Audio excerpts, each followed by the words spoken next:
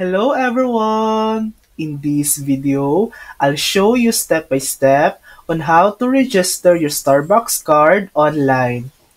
Registering your card is really helpful because it allows you to earn rewards, track your balance, and even reload funds easily. First, go to starbucks.com using your browser.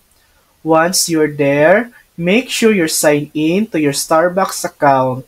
If you don't have one yet, you'll need to create an account. It only takes a couple of minutes. After signing in, you'll be redirected to your account page. Here, look for the option that says Add Card. Click on Add Card, and the website will ask you to enter your Starbucks card number along with the security code.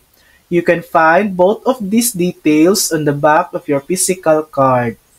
Once you've entered the information, click on Save Card. Your Starbucks card will now be successfully linked to your account, and you can start earning rewards every time you make a purchase. From here, you'll also be able to check your balance, reload funds, and enjoy all the perks that come along with being a Starbucks Rewards member. And that's it. That's how you register your Starbucks card online. Thanks for watching!